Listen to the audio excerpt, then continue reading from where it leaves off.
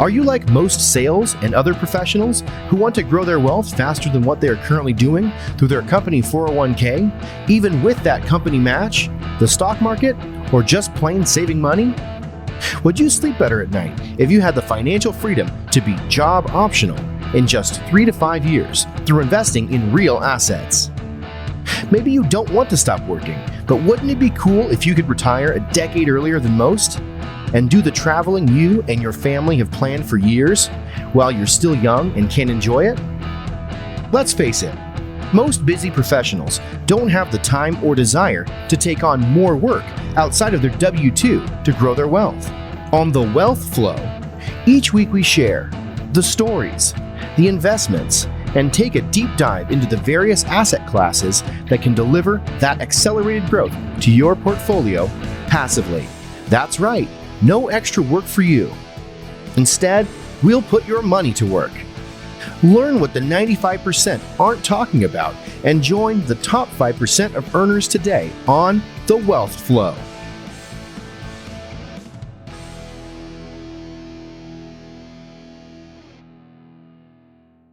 All right, welcome to The Wealth Flow. My guest today is Caleb Johnson with Red Sea Capital.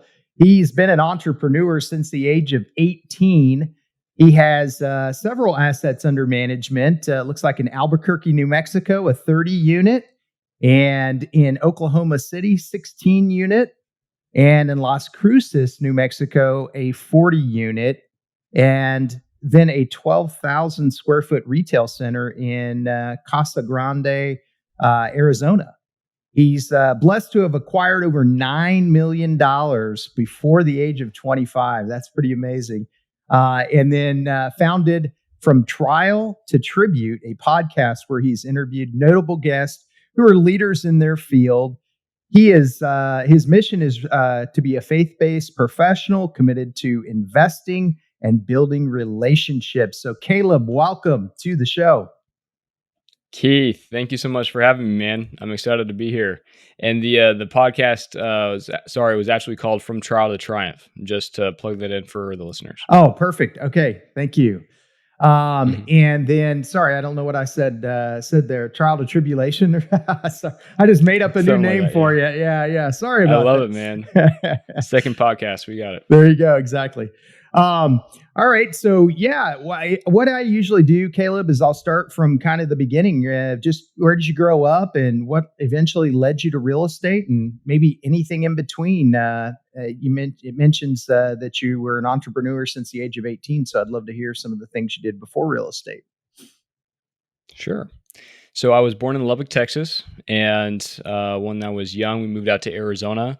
I started in entrepreneurship at a young age of 18 because I saw what having a job did for my parents, and more specifically with my mom is my big motivator. And she had surgery where, long story short, she had to be out of work for 3 months to rest and recover. At the end of that time, though, she was not healed all the way. So she had to make a tough decision. Being around retirement age at that time for her, she could continue to dip into her savings and heal and recover properly, but will probably prolong retirement by a few years. Or she could go back to work, get some income coming in, but probably suffer some pain because she wasn't healed. And so she decided to go back to work because she wanted to retire. And Keith, I would honestly see her come home crying in tears. Jeez. Because she was in so much physical pain. And that motivated me to want to, help her financially. I wanted to help her to retire early. And I also didn't want to have a job for myself. Now, I'm not bashing jobs by any means. I think there are some occupations and some people are just created to work, to have a job. I agree. And I think that's great. For me, that's not me. And so I started in multi-level marketing with a company called Amway, where you pretty much essentially have a downline and you buy your own products and you can sell products, but you essentially sign up people underneath you and then they sign up people underneath them. And so you kind of make residual income off of each one once they buy products. That's essentially the business. And I was in that for a year, got out of that to focus on a fitness career for a little bit, and then came across apartments. Well, real estate in general, Mhm. apartments came later, but that's kind of my entrepreneurial journey. Yeah. Okay. That's cool. That's a great foundation, though. The multi-level marketing stuff really kind of can teach you quite a bit about sales, and building That's right. teams and all kinds of stuff. So I'm sure there's some great lessons there. Well, I've got one daughter out in Lubbock right now, going to Texas Tech. So that's where her and her mom and I went. And my oldest Cool. daughter graduated from there in December of this past year. So Wow. yeah. My dad, he was a librarian. He taught there for about 5 years. Oh, And so really? that's why we were there. Okay. Yeah. All right. Yeah. Fantastic. Oh, cool. Mhm. And then, so you mentioned that you found out about multifamily, but you did say something about maybe some real estate in between there. What kind of type of real estate did you get into? So, Keith, I always saw the value in more units under one roof. So, I saw small multifamily as being a good conduit for that. So, my first property I house hacked, it was a fourplex. So, I lived in one unit, rented out the other three, and I bought that. My down payment was only like 12,000 bucks. And after about a year of stabilizing that property, um, it cash flowed about $1,200 a month. And there was a lot of things that needed to happen for that property to get there. It being in a C minus neighborhood, so we can talk about fun and exciting stories of cops chasing my neighbors and having drug dealers and hoarders and living with mice and roaches myself because I share walls with these people. Mm. So tons of fun, exciting stories there, but it all paid off ultimately. And so I house hacked again with the duplex. Then I ended up selling the fourplex through a 1031, bought that retail facility, and then did a flip it in there as well, which I learned I'm not a flipper. I'm more of a cash flow. I need to own the real estate and then hold it for a long term. And after about a few years of residential real estate, that's when I got more introduced to commercial apartments. Okay. And is it just something you heard of on podcast, or how did you kind of, make the leap? I had always thought I would get into commercial just because more capital at play. And so there's more meat on the bone. Mhm. And that was just the next level for me that I knew I would get into eventually. But I thought I would gain more experience in residential, like 5 to 10 years of experience there. And then I could translate that knowledge into apartments. But I actually went to an apartment meetup because I was always a big advocate of networking. Mhm. So I went to this networking event. It was focused on apartments. And I thought, okay, I'll just meet some investors and that'll be great. But going there actually changed my life because the person who was presenting shared two things that stuck with me. One was his first deal, apartment acquisition, was an apartment that he held for 4.5 years. And then after they sold it, he alone netted $2.5 million. Wow. And so I thought there's no way I can do that in residential real estate with one property Right. in 4.5 years and make $2.5 million. And the next thing was he said, you're going to be green regardless of how much experience you have in residential real estate once you translate over to commercial, because it's two just completely different worlds. Mhm. And so just start sooner rather than later. And that's when I just made the decision. I felt like he was kind of talking to me, and just went full in to apartments. That's great. Yeah, I think starting out, and it sounds like the duplex and some other things. I mean, those are technically multifamily, but it just apartments is such a larger scale. I would like to hear a little bit more though about that retail center. I've always had an interest in retail. Have not invested in any myself yet, but it's definitely something I'd like to get into. How's that doing for you? And um, what got you into it? Yeah. Yeah. So it was more of an opportunity play. Okay. I was going through that 1031 and I was buying that a 16 unit property in Oklahoma City. And so I could either put that 1031 capital towards the 16 unit, or I could raise the capital for the 16 unit, still buy that, still have ownership, and then also 1031 use that capital to buy this retail facility Hmm. and have ownership in that. So I thought, okay, 2 deals for the price of one. I'll go with 2 deals. And that retail facility, I'm more of a silent investor. It's a JV, so I still have active participation and we have bi-weekly phone calls. But that is in a market where population's around 50,000. It's probably a tertiary market. Hmm. It's in between the primary and secondary market here in Arizona. So it's growing rapidly. But at the same time, we're really the first operators that are bringing this idea to this downtown center in Casa Grande, where there's not really vibrant activity going on. It's kind of just been the way it has been for 50 years, 30 years. Hmm. And so we want to start the revitalization process. And so if I could go back, Keith, and make a decision if I wanted to invest in this market, in this deal, I probably wouldn't, just because we thought it would take 12 months and now we're at month 18. It'll probably be 24 before we're even expected to receive distributions. Hmm. So being the first player into a market, I wouldn't recommend. And I'd rather be a week late to the party than a day early. Yeah. And so that's probably my takeaway from that deal. Yeah, that's a good takeaway. I mean, that's all part of it, right? Yeah. Sometimes we make Mhm. decisions, and we could probably make different ones if we were to go back, but at least you're in the arena, so that's awesome. So then, yeah, you were buying the one in Oklahoma City at the same time. You raised capital for that one. How much did you need to raise in order to purchase that one? About $290,000. Okay, that's not too bad. And how's that one Mhm. performing for you so far?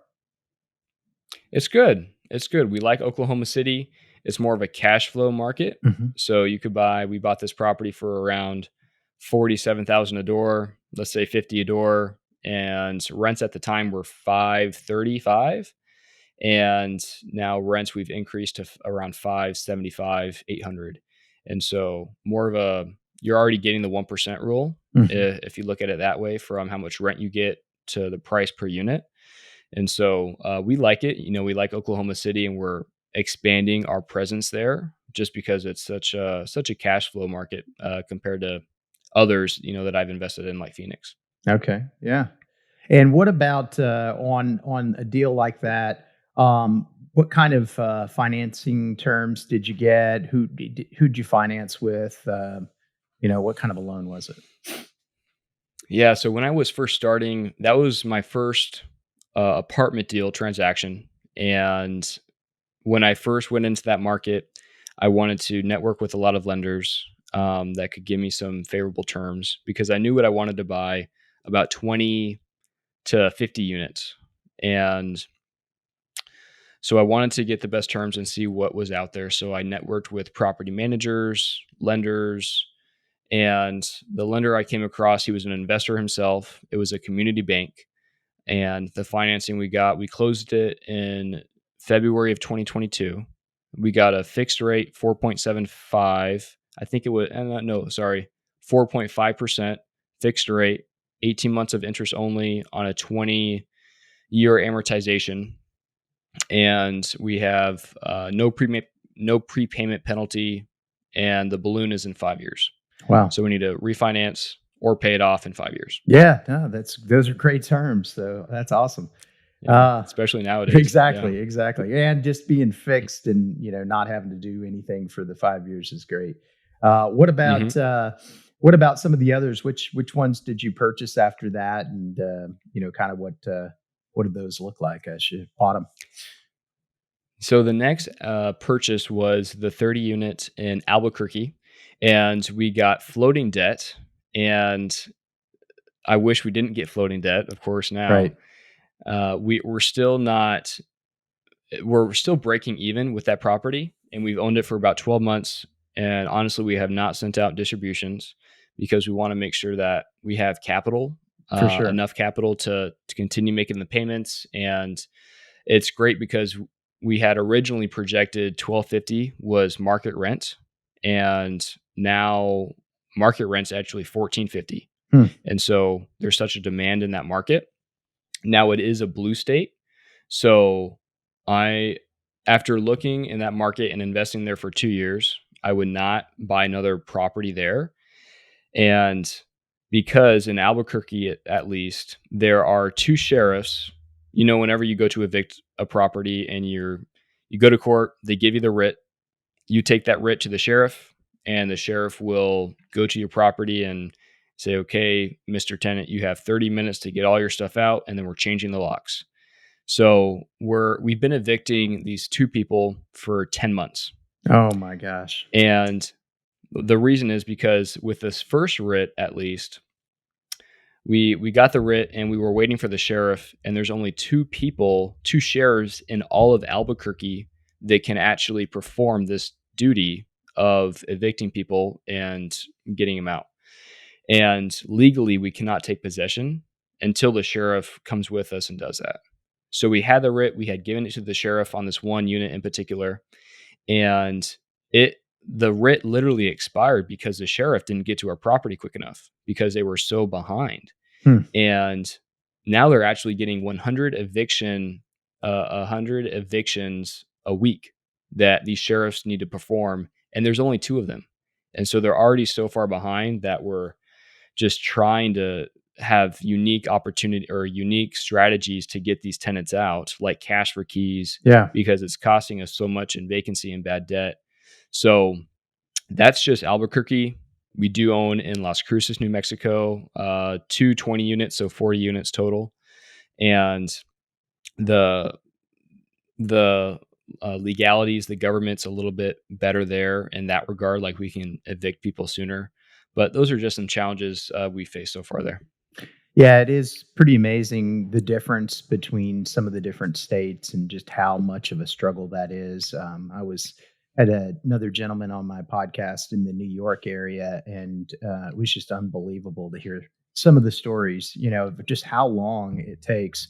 It's we won't get into the politics behind it, but it is kind of crazy when you think, most real estate investors, they're not necessarily these, just wildly, successful individuals. They're investing in real estate. This is their money. They're putting it play.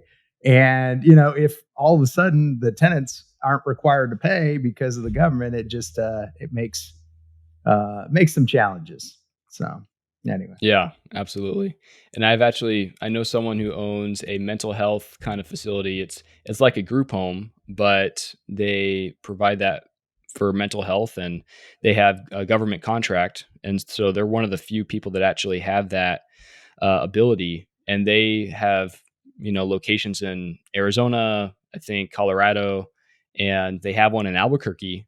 And he will never invest there again because even in that industry, the governments are very constricting for that. So Albuquerque is a great market. I mean, besides those things, but again, just things you learn over time once you invest. Yeah, it's a beautiful area, and they have that Mhm. hot air balloon festival out there. And I don't know if you've caught that, but now my daughter and her boyfriend are going to be heading out there here. I think it's like in a month or so, or in October sometime. So Oh anyway, yeah, cool. I haven't yet, but I have seen some hot air balloons here in Phoenix. They're pretty cool. oh yeah. Well, I'm sure you guys have them there Mhm. too. So. And so, what about what markets are you looking in now? Kind of, what does your buy box look like, and what's the next several years look like for Caleb? Yeah. So I'm investing in Tucson, Arizona. We Okay. just closed a 30 unit apartment there in June of 2023. And we're aggressively pursuing properties in Texas, Oklahoma, Alabama, and Arkansas. Hmm. So kind of the Southeast. We're staying away from coastal states just due to insurance premiums Hmm. and risks with that. But again, red states, and we really like Alabama because it's a union free state.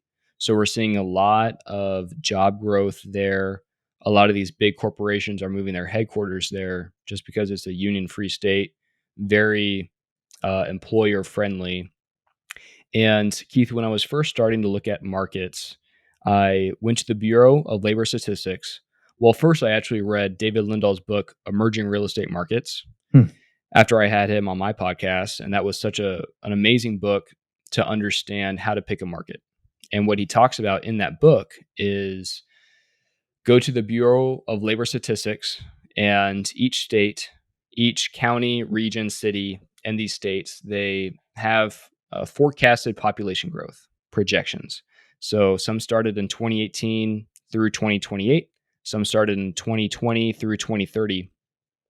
But that's a good indicator to see, okay, how far or how much growth do these cities expect to grow? Mm-hmm. And so we're investing in markets that are really seeing or projected job growth, like Texas, Alabama are some of the big ones, Arizona as well. So that's probably one of the first indicators after we understand it's a red state, it's landlord friendly. The next thing is job growth. And then we kind of dial it in from there, looking at per city, usually population of over 100,000, job diversification, crime, and crime's kind of challenging. Every city is kind of different. Like it's more of a block by block type For thing. sure. And so it is challenging whenever you're picking a city to invest in.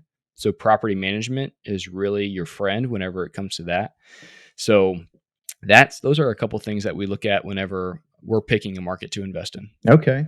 And on the property that you just closed in June, tell me a little bit more about that one and kind of what the game plan is on that. Where as far as, is it a value add, or what's the strategy to build value for your investors? So that one, it is value add, and we're about 2 miles from the major college down there, probably half a mile from Whole Foods. So good gentrifying neighborhood where there's some new builds going up in that market, where it's kind of one of those neighborhoods where, I don't know, here in Phoenix, where you'll have like old buildings, but they're on big lots. And so what people are doing, they're splitting the lot. And then so they own the first lot, and then they split it in two, and then they can build like a new build, and then they have the one house still on that other lot. And so they can essentially get two lots for the price of one. Yeah. And so we're seeing a lot of that in this little submarket neighborhood where there's some really nice new houses coming available, along with our apartments that are pretty close to that. So we're really excited for that. We're going to inject a little bit of capital on some renovations. Like the cabinets are this really terribly looking, like bright red and black color scheme. And so we're going to make it more of the trendy white, some new hardware on there as needed. A lot of them already have flooring, so only injecting maybe like $4,000 per unit Okay. as needed, and just a value play. And we plan to hold them for 5 years, usually 3 to 5 years. But if we can return investors capital and get the return that we had projected in a shorter amount of time, we will.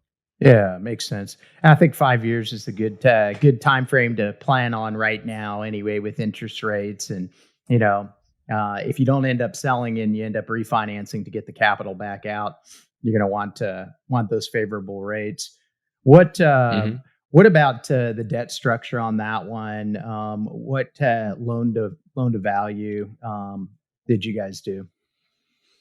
So it was I think it was 32% was the down payment, and 6.5 on the interest rate. We went with a credit union that is Oh, really nice. starting to work with uh, like apartments. That's what they want on their books. And so they were able to give us some really favorable terms and no prepayment penalty. I think the term on that one as well is 5 to 7 years.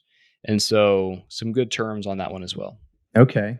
And the credit union didn't have an issue with it being a syndication. I was interviewing somebody just the other day, and they were saying they had a credit union, but they wanted the folks that were on the note to be at least 50% owner in the deal. I don't know if you Oh, had any stipulations like that, but no. Yeah. With the credit unions, they can kind of make, within reason, they can kind of make their own rules. right, And right. so here they only wanted, I think no one could have more ownership than 20%. And so that was their only stipulation. Okay. And so in the you mentioned Alabama. I like Alabama as well. What areas of Alabama are you kind of focused on?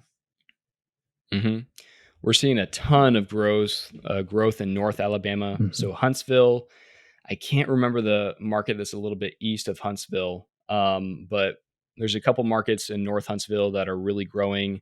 You have Birmingham, and I've looked at Montgomery, but I'm having some people tell me that are actually locals there that Montgomery is heavy in crime, and Yeah. so just a learning lesson for people that are listening to this and they might want to invest in real estate and they're looking at markets outside of their own.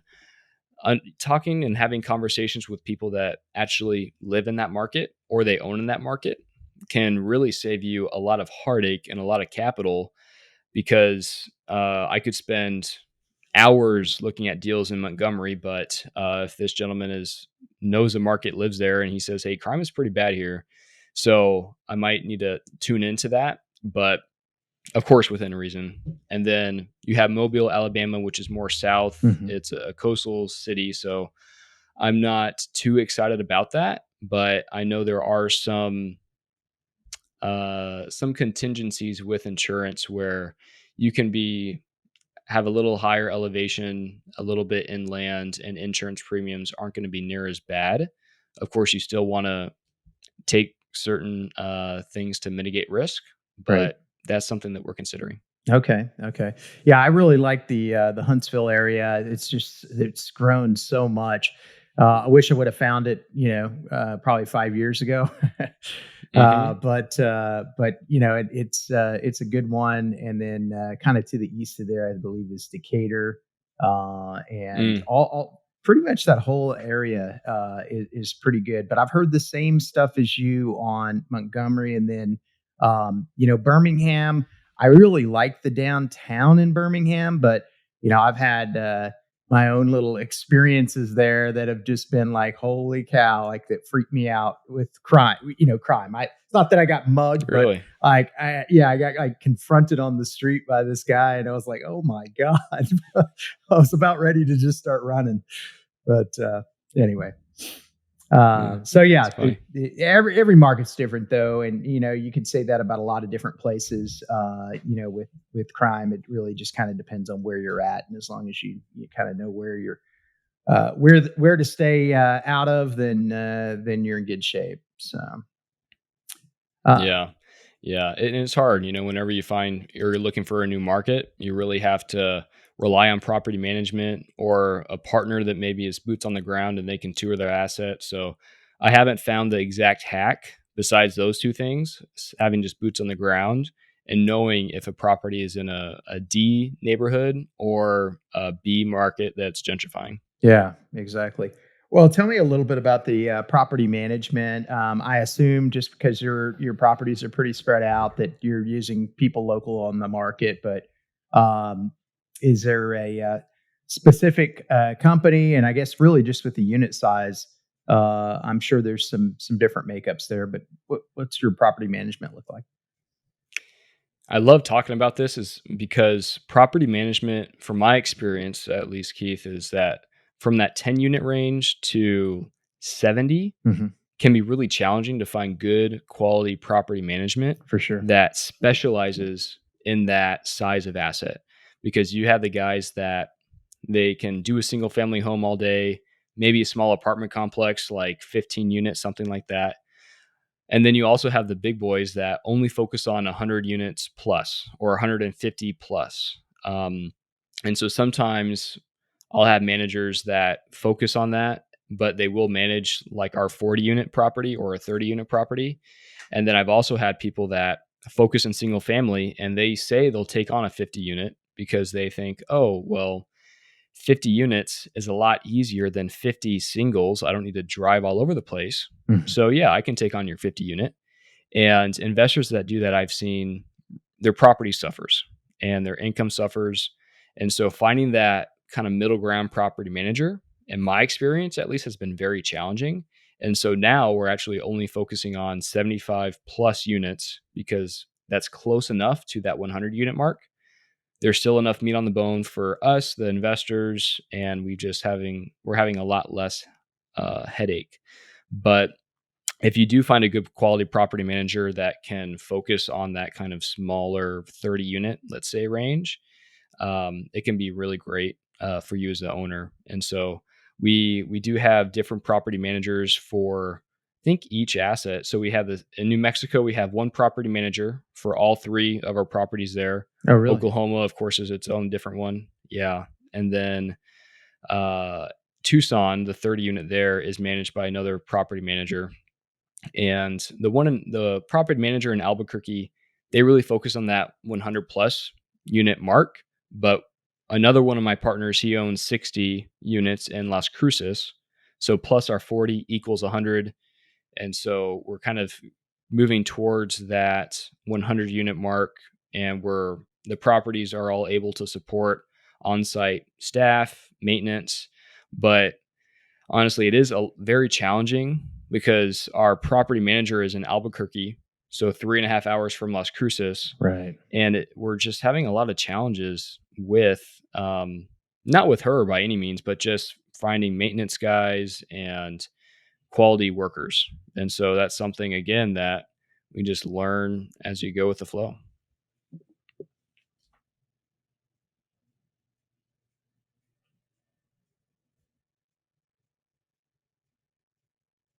Yeah, for sure. Kind of lost you there for a minute, but I'm not sure if you're seeing that on your end. But yeah, Hmm. 3 hours is um, could it be done? It can be done, but if you think of being in the same city, you have at least the ability to be able to drive by if you need to. 3 hours is something you're going to have to plan. That's a day trip, going Yeah. down there and Yeah. maybe even staying the night. So makes it That's right. a little bit of a challenge. But that's cool that you've got partners that have additional units in the same city, and you can kind of leverage that to be able to, satisfy the 100 unit plus, to be able to have a little bit better property management. So, Hmm. any challenges beyond the evictions and that kind of thing in your other markets? I guess all of your stuff was post COVID, so um, you didn't see necessarily that, but any carryover from it or any challenges? The only one that we're seeing is really Albuquerque, Okay. and just with the legislation there. But Tucson, we're not having really any issues. Oklahoma is great. I think what can help mitigate that a lot is the property manager. And like the property manager in Oklahoma, she doesn't take any Section 8, which could be, you could look at it as a good thing or a bad thing, or could mean nothing to you. It doesn't matter. So she doesn't take any Section 8, and she's very, very strict on picking who the tenants are. And I think we haven't really evicted maybe but one person in the year and a half that we've owned it. And that includes people that we inherited once we bought the property. So I think that goes to her level of critiquing the people that she puts in our units, which is really great. Sometimes vacancy, or excuse me, occupancy can take a hit because of that, because we're waiting for a better unit, a better tenant Yeah. for that unit. But overall, it's less heartache. We aren't spending 2 months trying to kick somebody out. So I think that can also help mitigate evictions for my properties. Yeah, I agree. I think that makes a big difference. And do you happen to know kind of what criteria it is that she's using that might be different from some of the others? I think, well, I know she's pretty standard. It's, three, Times the rent. they have to have 3 times the monthly rent for monthly income.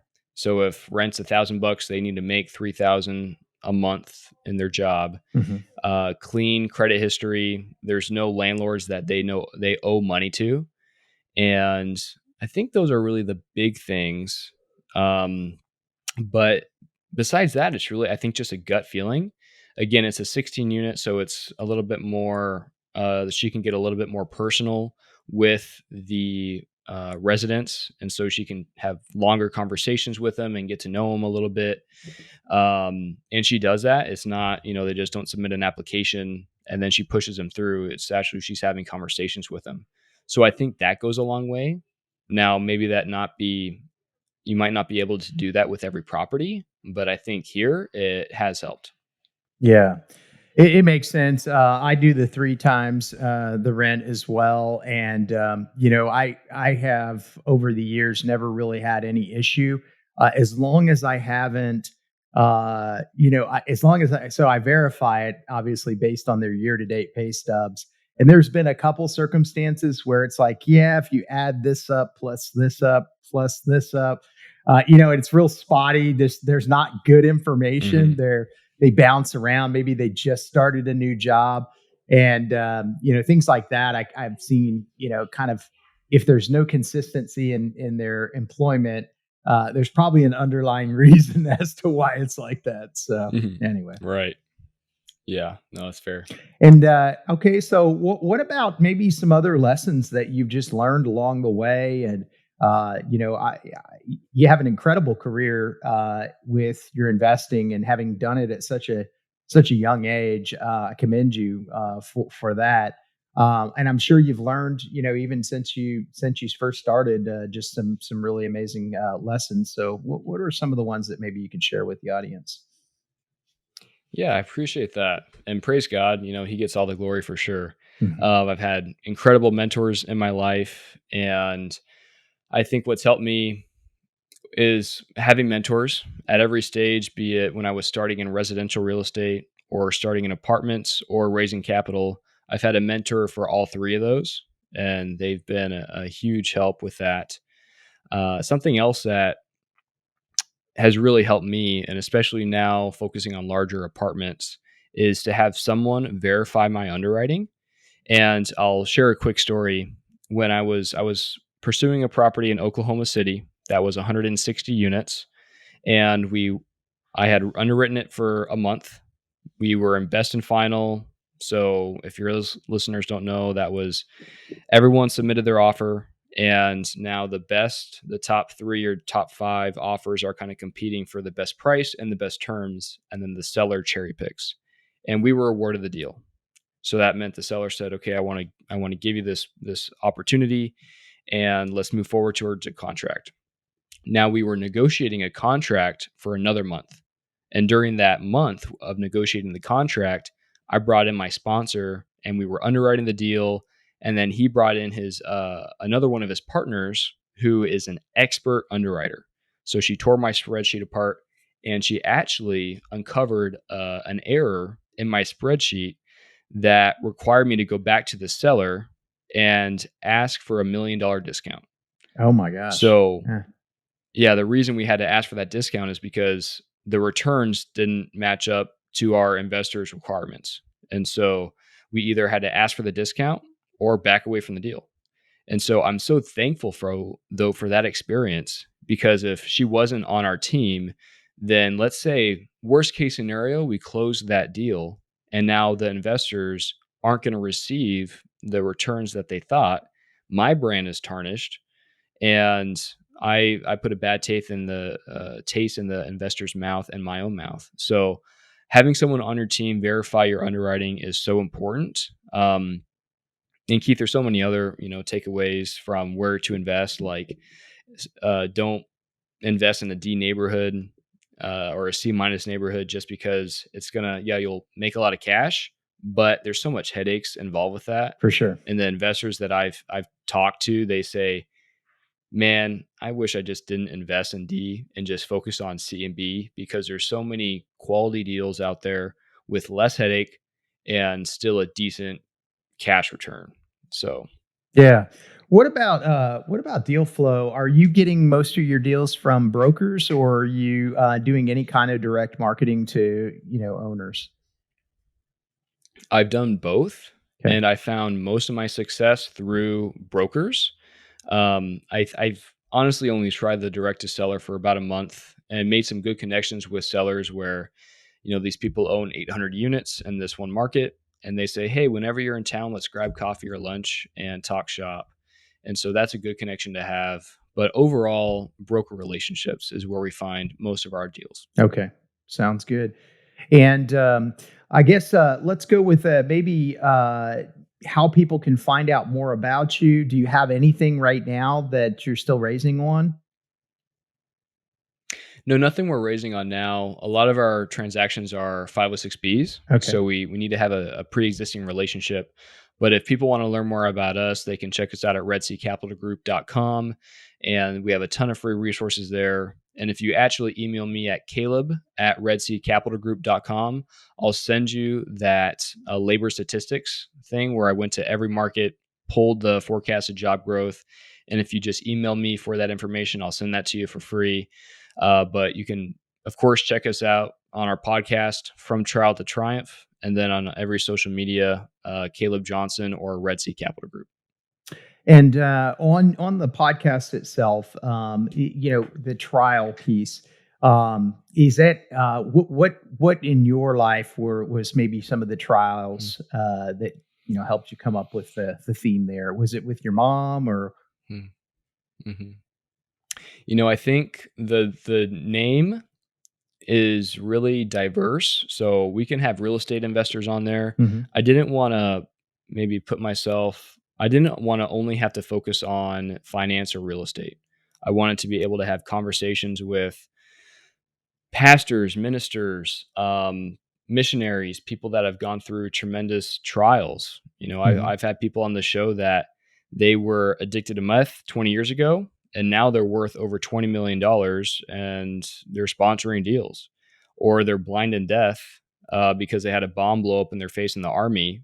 But 5 years later, they're running an ultra marathon and blind and deaf. Hmm. And so stories like that, I mean, that just motivates me. And at the same time, in high school, I'd say I was very introverted, and I went to a big high school, and I would walk so far out of my way, like half a mile out of my way, just to be away from as many people as possible, because I just had lacked that self-confidence and that belief in myself.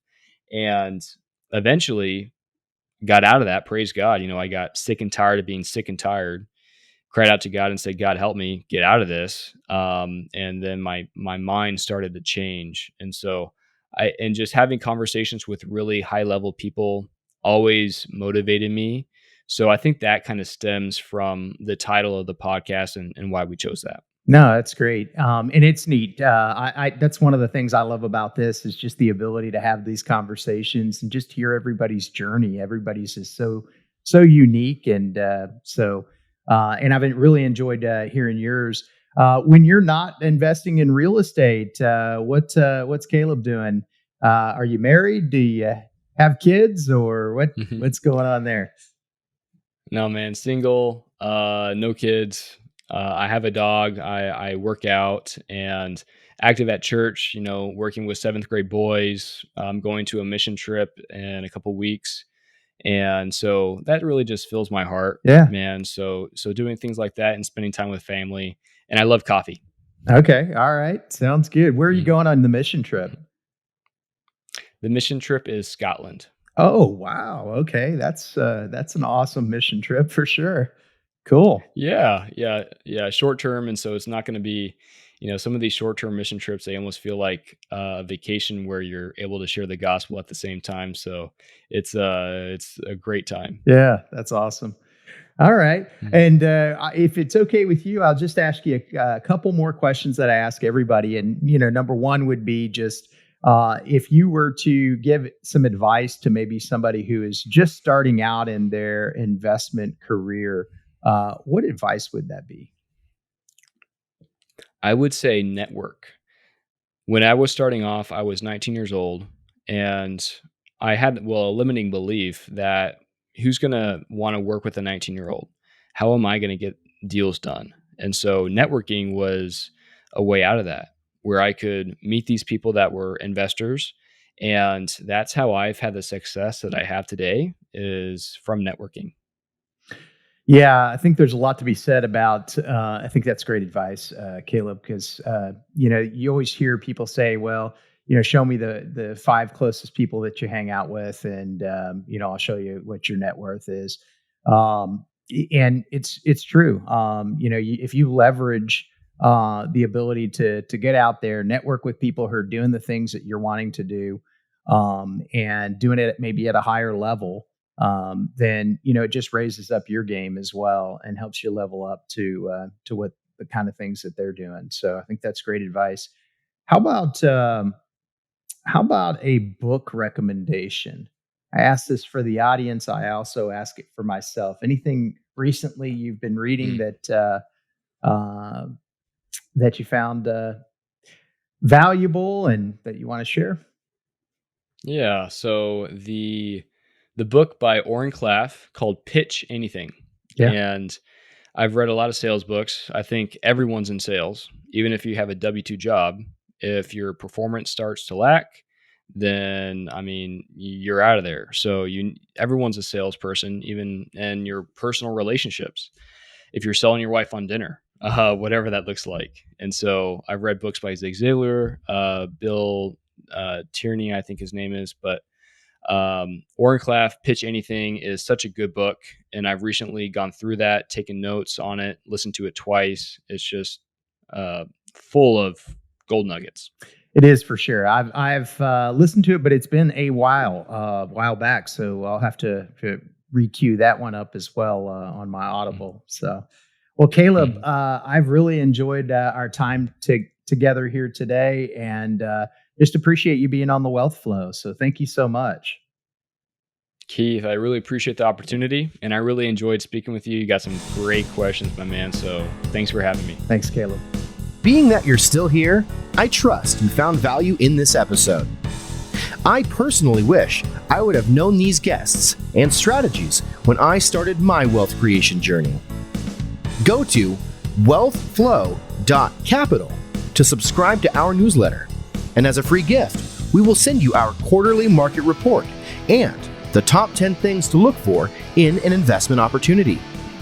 Take a minute to give our show a rating and review. Help us reach 1 million professionals by subscribing and sharing this episode with someone you know who could also find value in it.